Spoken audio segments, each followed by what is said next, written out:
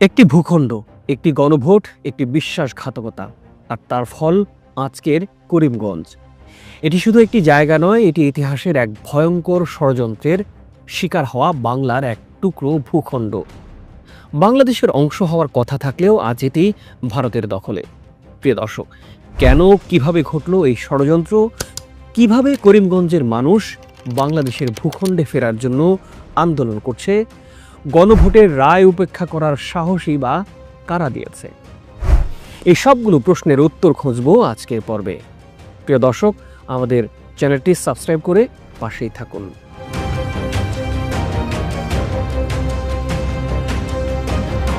করিমগঞ্জ এটি বর্তমানে ভারতের আসাম রাজ্যের একটি প্রশাসনিক জেলা।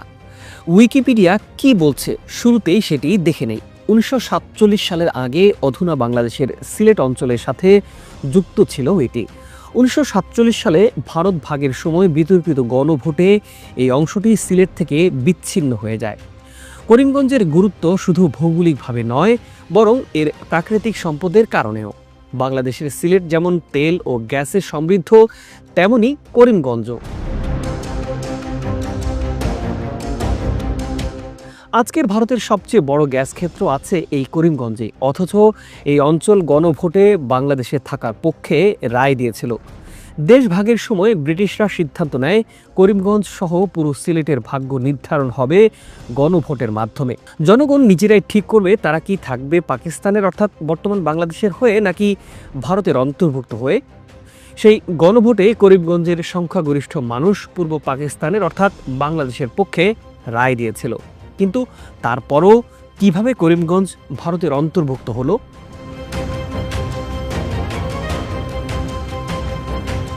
এখানেই লুকিয়ে আছে এক ভয়ঙ্কর ষড়যন্ত্রের কাহিনী।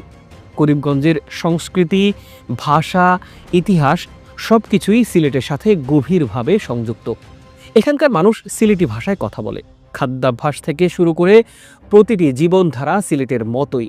তাহলে কেন এটি আসামের অংশ হলো? 1947 সালের 3 জুন লর্ড মাউন্টব্যাটেন ঘোষণা দেন দেশ ভাগ হবে ধর্মের ভিত্তিতে।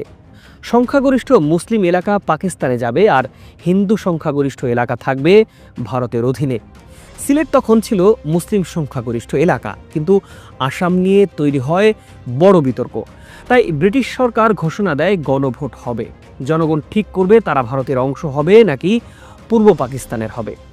সেই ভোট অনুষ্ঠিত হয় 1947 সালের 6 ও 7 জুলাই। ব্যালট পেপারে দুটি প্রতীক রাখা হয়, কুড়াল আর কুড়েঘর।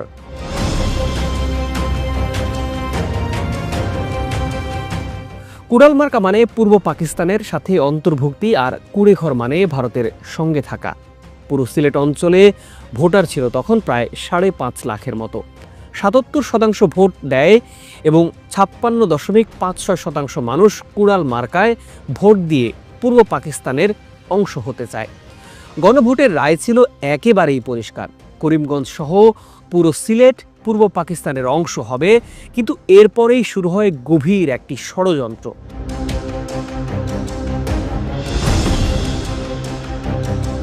গণভোটে জয় নিশ্চিত হলেও সীমানা নির্ধারণের দায়িত্ব পড়ে ব্রিটিশ আইনজীবী রেডক্লিফের হাতে। তিনি এই অঞ্চল সম্পর্কে খুব একটা না জানলেও তাকে দায়িত্ব দেওয়া হয় ভারত পাকিস্তানের সীমান্ত নির্ধারণের জন্য। তার এই সিদ্ধান্তই চিরতরে বদলে দেয় করিমগঞ্জের ভাগ্য। রেডক্লিফ যখন 12 আগস্ট তার সীমান্ত রেখা চূড়ান্ত করেন, তখন সবার চোখ কপালে ওঠে। কারণ করিমগঞ্জের সহ সিলেটের প্রায় 4টি থানা ভারতের অন্তর্ভুক্ত দেখানো হয়, অথচ গণভোটের ফলাফল এসব এলাকা বাংলাদেশের অংশ হওয়ার কথা ছিল। তাহলে করিমগঞ্জ কিভাবে ভারতের অন্তর্ভুক্ত হলো? অনেক ঐতিহাসিক মনে করেন এটি ছিল ভারতের সাথে রেডক্লিফের গোপন সমঝোতা। কারণ করিমগঞ্জের বিশাল গ্যাস ক্ষেত্র ভারত কিছুতেই হাতছাড়া করতে চাইছিল না। তাই শেষ মুহূর্তে রেডক্লিফ লাইন পরিবর্তন করে করিমগঞ্জকে ভারতের অন্তর্ভুক্ত করে দেয়। তখন এর বিরুদ্ধে প্রতিবাদ করেছিল তৎকালীন পূর্ব পাকিস্তানের নেতারা। করিমগঞ্জের এসটিপিও এম.এ. হক করিমগঞ্জকে পাকিস্তানের অংশ হিসেবে ধরে রেখেছিলেন প্রায় 1 সপ্তাহ। প্রতিদিন তিনি পাকিস্তানের পতাকা উত্তোলন করতেন, সামরিক সহায়তার জন্য সিলেট জেলা প্রশাসকের কাছে বারবার বার্তা পাঠিয়েছিলেন, কিন্তু কোনো সহায়তা পাননি তিনি।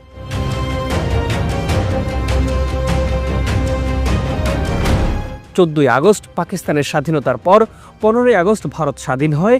এরপর ভারতীয় বাহিনী করিমগঞ্জ দখলে নিলে এম এ হক আর কিছুই করতে পারেননি। তিনি করিমগঞ্জের পুলিশ কার্যালয় থেকে পাকিস্তানের পতাকা গুটিয়ে ফেলে সিলেটে ফেরত আসেন। এরপর করিমগঞ্জ ভারতের দখলে চলে যায় একেবারেই। এখনও প্রশ্ন থেকে যায়, সে সময় কেন সিলেট জেলা প্রশাসক করিমগঞ্জকে রক্ষার জন্য কোনো বাহিনী পাঠায়নি? কেন এম এ হকের বার্তায় কোনো প্রতিক্রিয়া দেখানো হয়নি? এই প্রশ্নের উত্তর আজও অজানা। দখলে নেয়ার পর ভারত এই অঞ্চলে গ্যাস সম্পদ কাজে লাগিয়ে নিজেদের সবচেয়ে বড় গ্যাস ক্ষেত্র গড়ে তোলে, অথচ করিমগঞ্জের জনগণ ন্যূনতম সুবিধাও পায় না। মুসলিম সংখ্যাগরিষ্ঠ করিমগঞ্জের মানুষকে আজ ভারতের নাগরিক সুবিধা থেকে বঞ্চিত করা হচ্ছে।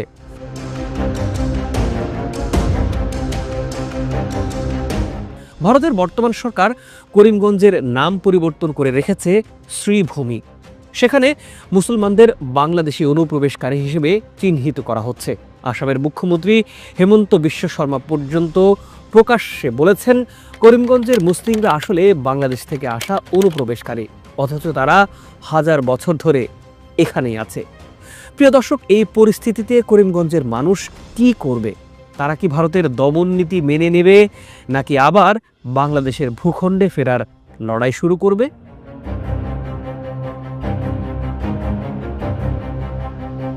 এম এ হকের সেই চরম লড়াই, করিমগঞ্জের মানুষের আকুতি, গণভোটে বাংলাদেশপন্থীদের রায় সবই যেন এক ঝটকায় মুছে দিয়েছে ভারতের রাজনৈতিক ষড়যন্ত্র। করিমগঞ্জের মানুষ যে বাংলাদেশ চেয়েছিল সেটি ভারত মানতে চায়নি, কারণ করিমগঞ্জ ছিল শুধু একটা ভূখণ্ড নয়, বরং এটি ছিল ভারতের অর্থনীতির এক বিশাল গেম চেঞ্জার। ভারতের তখনকার সরকার জানত করিমগঞ্জ হাতছাড়া হলে তাদের অর্থনৈতিক ও কৌশলগত অবস্থান দুর্বল হয়ে পড়বে। তাই রাতারাতি রেড ক্লিফের মাধ্যমে মানচিত্র বদলে দেয়া হলো, আর করিমগঞ্জের ভাগ্য চিরতরে বদলে গেল। তখনকার সেই ষড়যন্ত্রের ধারাবাহিকতায় আজকের করিমগঞ্জ এক অবরুদ্ধ জনপদ। ভারতের উগ্র হিন্দুত্ববাদী রাজনীতির শিকার হয়ে এখানে মুসলিমদের নাগরিক অধিকার সংকুচিত করা হচ্ছে।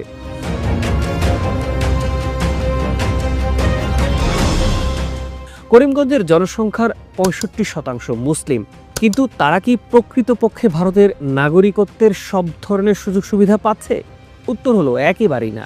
বরং ভারতের কট্টরপন্থী সরকার তাদের বাংলাদেশি অনুপ্রবেশকারী তকমা দিয়ে কোণঠাসা করে রেখেছে। এই মুসলিম জনগোষ্ঠী হাজার বছর ধরে সেখানে ছিল। আজ সেই মুসলিম জনগোষ্ঠী সরকারি চাকরি থেকে শুরু করে নাগরিক সুবিধা সব কিছু থেকেই বঞ্চিত হচ্ছে। তারা ভোট দিতে পারে, কিন্তু কোনো রাজনৈতিক ক্ষমতায় আসতে পারে না। আর এখানেই ভারতের চরম নিষ্ঠুরতার প্রকাশ পায়। শুধু তাই নয়, করিমগঞ্জের নাম পর্যন্ত বদলে দিয়েছে ভারতের সরকার। কিন্তু কেন এমনটা করলো? কারণ করিমগঞ্জ নামের মধ্যে ইসলামী পরিচয় আছে। ভারতের শাসকরা এই অঞ্চলকে পুরোপুরি নিজেদের মতো করে নিতে চায়। মুসলিম পরিচিতিকে সম্পূর্ণভাবে মুছে দিতে চায় তারা। এই ষড়যন্ত্রের বিরুদ্ধে করিমগঞ্জের মুসলিমরা কি চুপ করে আছে?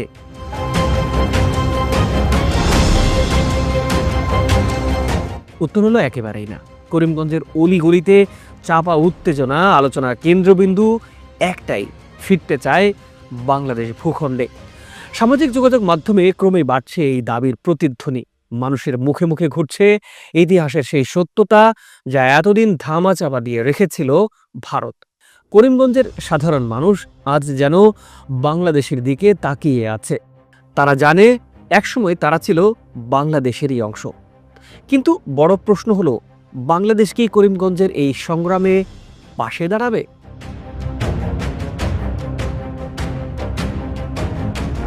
তারা জানে তাদের হৃদয়টা এখনো বাংলাদেশের সাথেই আছে। তাই আজ করিমগঞ্জের তরুণ প্রজন্ম সোচ্চার হয়েছে। তারা যেন রাস্তায় নামতে চাইছে, তারা যেন বলতে চাইছে আমাদের আত্মপরিচয় বদলে দেয়া হয়েছে, আমরা ভারতের নয়, আমরা বাংলাদেশের। করিমগঞ্জের আন্দোলন আজ শুধু করিমগঞ্জের মানুষের মধ্যেই সীমাবদ্ধ নেই, এটি ছড়িয়ে পড়েছে সিলেটেও। সিলেটের মানুষ আজ করিমগঞ্জের দিকেও তাকিয়ে আছে, কারণ তারা জানে একটা সময় করিমগঞ্জ তাদেরই অংশ ছিল। প্রিয় দর্শক, বাংলাদেশ কি করিমগঞ্জের এই ডাকে সাড়া দেবে, কিংবা সাড়া দেওয়া উচিত? বাংলাদেশের সরকার কি করিমগঞ্জের পক্ষে আন্তর্জাতিক মহলে আওয়াজ তুলবে? করিমগঞ্জের প্রাকৃতিক সম্পদ একদিন বাংলাদেশকে শক্তিশালী করতে পারত, কিন্তু ভারতেরই কেড়ে নিয়েছে। তাই করিমগঞ্জের মানুষ প্রকাশ্যে নয়, কিন্তু মনে মনে হয়তো বলছে, আমরা ফিরতে চাই বাংলাদেশে।